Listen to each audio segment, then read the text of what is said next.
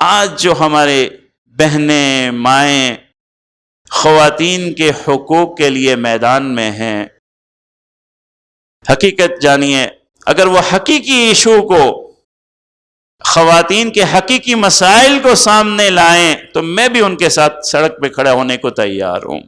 شریعت کے حق بات ہے، مگر یہ خواتین کیا کر رہی ہیں؟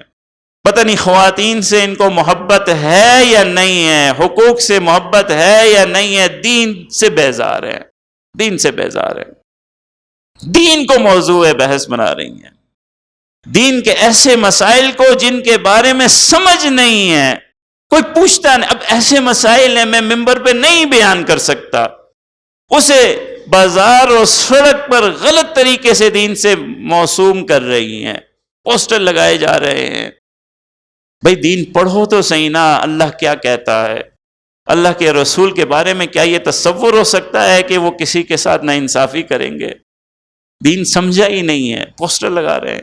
مسجد مدرسے کو آج اس بارے میں مطعون کیا جا رہا ہے کہ وہ خواتین کے حقوق سلب کرتے ہیں۔ آپ نے پڑھا ہی کیا ہے، آپ جانتے ہی کیا ہے دین کے بارے میں؟ انہوں نے نعرہ بنایا ہے، جتنے میری مرضی ہوگی اتنے بچے جنیں گے۔ ایک نعرہ ہے، بے حیائی کی بات ہے، لیکن شریعت پر آپ اعتراض کرتے ہیں۔ آپ کو پتہ نہیں ہے کہ شریعت نے یہ حق تو دے رکھا ہے، آپ کو بھی نہیں معلوم ہوگا۔ اگر عورت سمجھتی ہے کہ وہ بچوں کا تحمل نہیں کر سکتی ہے، ہر سال ایک بچہ نہیں سنبھال سکتی، اسے حق ہے کہ وہ شوہر کو کہہ دے مجھے بچے نہیں چاہیے، شریعت نے اسے حق دیا ہے۔ آپ شریعت پہ اعتراض کر رہے ہیں؟ اب پڑھیے تو صحیح شریعت کیا ہے، شریعت کیا ہے۔ شریعت جیسے عورت کے حقوق کی نگہبان ہے، ایسے ہی مرد کے حقوق کی نگہبان ہے۔ مرد کیا کرتا ہے؟ اپنے حقوق کے لیے سینہ چوڑا کرتا ہے کہ تجھے میرے یہ حق ادا کرنا ہے، یہ حق ادا کرنا ہے۔ جب عورت کا معاملہ ہوتا ہے منہ پھیر لیتا ہے۔ عورت کیا کر رہی ہے ہمارے معاشرے میں؟ اپنے حقوق کے لیے بات کرتی ہے، لیکن جب شوہر کے حقوق کی بات آتی ہے منہ پھیر۔ ایسے نہیں چلتا۔ معاشرہ تو برابری اور انصاف پہ چلتا ہے، اور یہ معاملہ تو برابری اور انصاف سے چلے گا۔ ایک اور نعرہ، بس میں آپ کو اشارے کرتا جاتا ہوں، اور میں اس لیے یہ بات کر رہا ہوں کہ یہ ایمان کا معاملہ بن چکا ہے۔ اگر اس معاملے میں اور ان نعروں سے متاثر ہو کہ دین یا قرآنی آیات یا کسی حدیث کے بارے میں کوئی غلط بات کہہ دیں گے، ایمان چلا جائے گا۔ بہت احتیاط کی ضرورت ہے۔ یہ ہماری عورتیں، بہنیں، مائیں ایک اور نعرہ بیان کرتی ہیں، عجیب سا تصور ہے کہ گھر کے اندر شوہر، اللہ معاف کرے بے حیائی کی بات ہے لیکن سمجھانا ہے، اب کیا کروں، بازار میں آ گیا یہ معاملہ کہ گھر کے اندر شوہر ریپ کرتا ہے۔ بے وقوفی ہے، آپ نے دین کو پڑھا ہی نہیں ہے، دین کو سمجھا ہی نہیں ہے۔ ارے پوچھو تو صحیح کسی سے جا کے، اگر عورت بیمار ہے، نہیں چاہتی ہے، نہیں تحمل کر سکتی ہے، شریعت اسے حق دیتی ہے کہ شوہر کو منع کر دے۔ شوہر زبردستی نہیں کر سکتا، یہ تو حق دیا ہے شریعت نے۔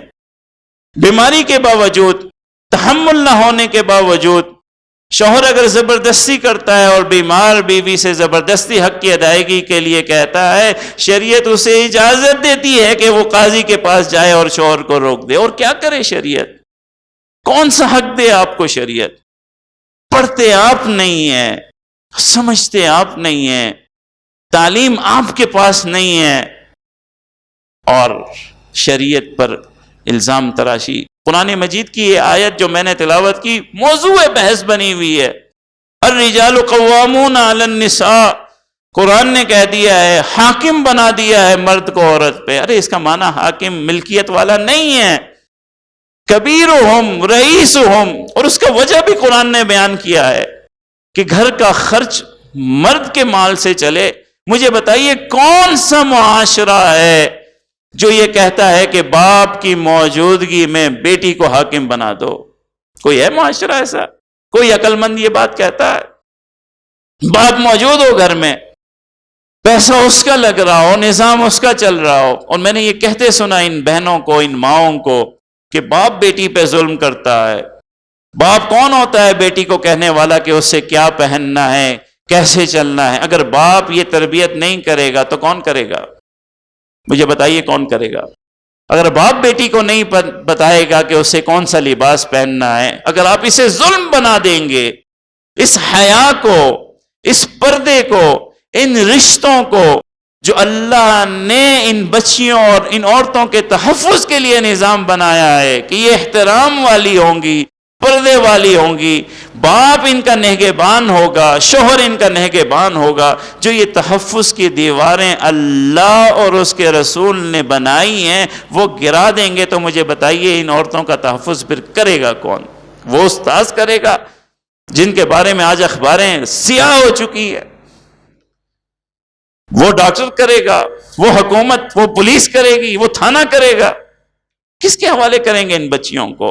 کون سنبھالے گا؟ کون محافظ بنے گا؟ اگر باپ نہیں بن سکتا، اگر شوہر نہیں بن سکتا، اگر بیٹا نہیں بن سکتا، اگر آپ یہ چاہتے ہیں کہ یہ رشتے اور یہ ختم ہو جائیں، دیواریں، یہ پردے گرا دیے جائیں، تو ان بچیوں کا تحفظ پھر کون کرے گا؟ کیا چاہتے ہیں؟ باپ اگر تربیت نہ کرے بیٹی کی اور قوام نہ ہو، بڑا نہ ہو، اس کی نگہبانی نہ کرے تو مجھے بتائیں پھر کون کرے؟ وہ تو معصوم ہے، بچی ہے، کس کے حوالے کریں گے اس بچی کو؟ کون؟ آزادی کے لیے بھی تو عقل چاہیے اسے برتنے کے لیے.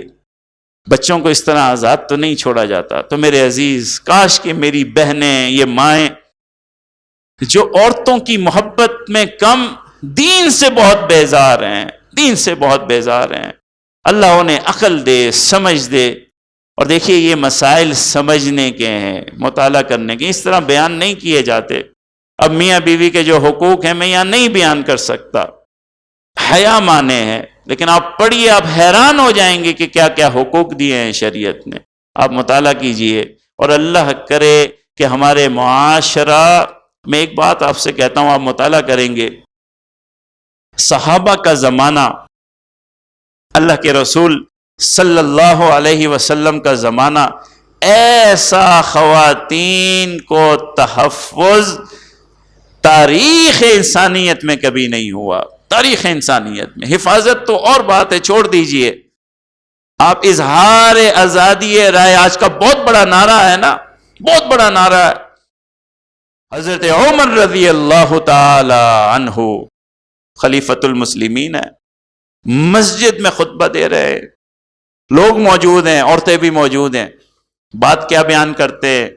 مردوں سے کہتے ہیں کہ لوگوں، تم نے مہر کے معاملے میں افراط و تفریط کر دی ہے، بڑے بڑے مہر رکھ رہے ہو نام و نمود و نمائش کے لیے، یہ اچھی بات نہیں ہے. مہر اتنا ہی رکھا کرو جتنا حضور صلی اللہ علیہ وسلم کے زمانے میں ہے. حضرت عمر خلیفۃ المسلمین بات کر رہے ہیں. ایک عورت کھڑی ہو جاتی ہے، عورت، رشتہ دار بھی نہیں ہے، عورت کھڑی ہو جاتی ہے اور کہتے ہیں خلیفۃ المسلمین آپ یہ غلط بات کر رہے ہیں. قرآن مجید میں اللہ فرماتے ہیں کہ قنطارا فلا تأخذوا منه شیئا، اگر کوئی مرد کسی عورت کو خزانہ بھر کے دے دے تو جب وہ اسے چھوڑے تو اس میں سے کچھ نہ لے. جب قرآن قنطار دینے کی بات کرتا ہے تو آپ کیوں منع کر رہے ہیں؟ آزادی اظہار رائے دیکھیں، ایک عورت کس کو کہہ رہی ہے؟ حضرت عمر کو کہہ رہی ہے. یہ ہے معاشرت، یہ ہے مسلمانوں کا معاشرہ. اور پھر حضرت عمر کیا کہتے ہیں؟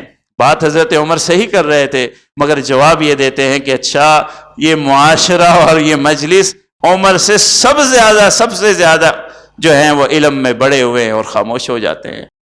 تو یہ معاشرہ ہے. خدا را ایسے، اللہ معاف کرے، ایسی جہالت میں مت پڑیے، لوگوں کے دھوکوں میں مت آئیے کہ آپ کا دین، آپ کی شریعت کبھی بھی پیچھے نہیں ہوگی انشاءاللہ. یہ دنیا جتنا آگے بڑھ جائے، جتنا بڑا دعویٰ کر دے، یہ اللہ کی شریعت سے انسانیت کی فلاح میں آگے نہیں بڑھ سکتی. یہ حقیقت ہے، حقیقت ہے. بشرطے کہ آپ نے اپنی شریعت ضرور پڑھی ہو، بشرطے کہ آپ نے جانا ہو کہ آپ کا رسول صلی اللہ علیہ وسلم کیا کہتا ہے. اگر آپ نے کچھ نہیں پڑھا، کچھ نہیں جانا، بس لوگوں کی باتوں میں آ کے باتیں کرتے ہیں کہ ہماری شریعت یہ کہتی ہے، اللہ کے رسول یہ کرتے ہیں، مسجدیں یہ کہتی ہیں، تو پھر یہ جہالت ہے۔ اللہ تعالیٰ صحیح دین کو سمجھنے کی توفیق عطا فرمائے، ہماری ماؤں کو، بہنوں کو اور ان سارے لوگوں کو جو اس جہالت میں پڑے ہوئے ہیں علم عطا فرمائے۔